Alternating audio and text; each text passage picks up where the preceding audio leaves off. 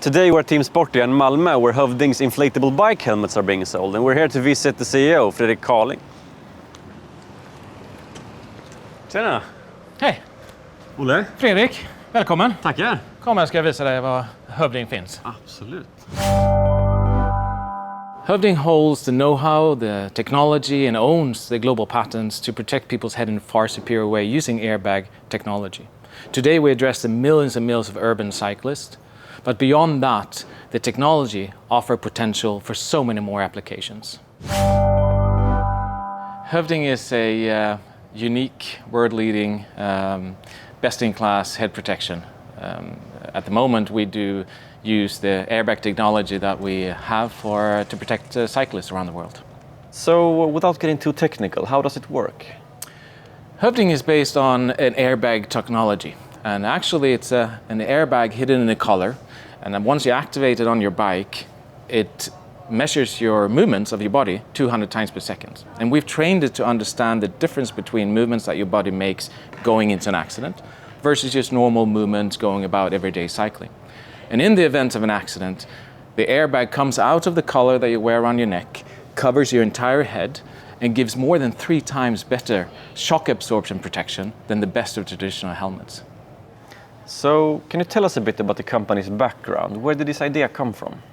Hövding is the brainchild of Anna and Therese, 2 students who 10 years ago decided to make the impossible possible, to protect your head without actually wearing something on your head. They spent 7 years together with mathematicians, airbag engineers, other experts in the field, and in late 2011, the product and concept was proven, certified, and ready for sale. Today, we sell in over 600 outlets, 600 stores across Europe and Japan. So, isn't this an overly advanced solution to a pretty simple problem? I mean, what makes Hövding better than standard helmets? Hövding has proven in several tests, independent from us as well. For instance, one of the leading Swedish insurance company tested helmets in general. And what comes out on the other side is that with the traditional helmets, if your head hits the pavement in 25 kilometers an hour, you run a risk of 90% of severe brain injury. With Hövding, those 90% are reduced to 2%.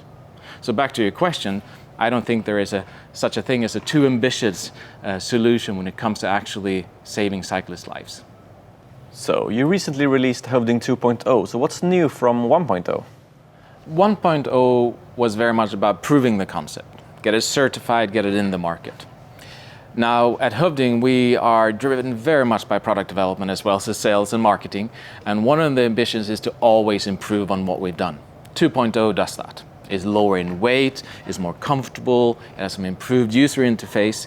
And for us, this is making a great product to start with even better.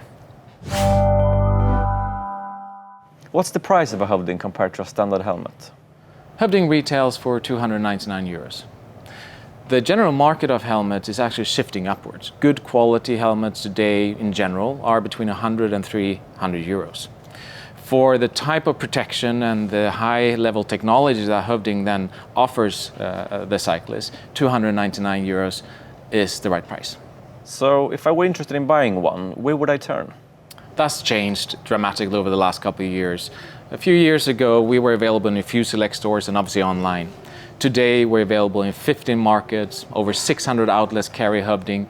We tend to focus on cycling specialists and sporting goods stores. On what markets do you exist today, and where's your focus? Hövding is today being sold in 15 markets across Northern Europe and Japan.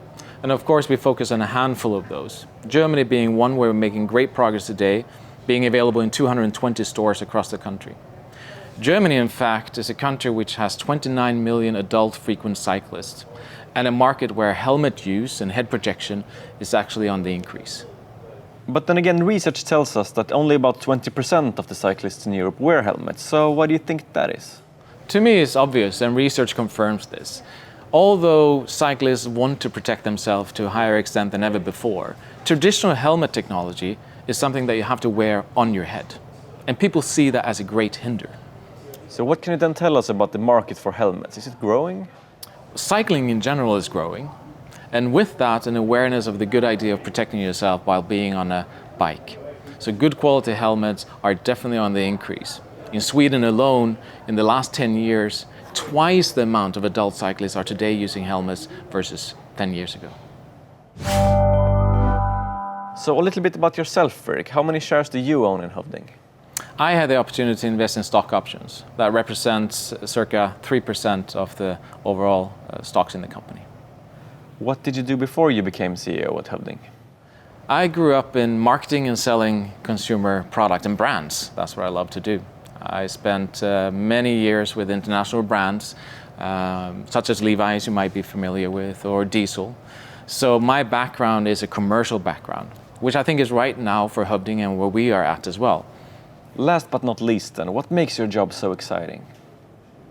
Hövding is just a unique possibility to set a new standard, to change the way that people look at head protection.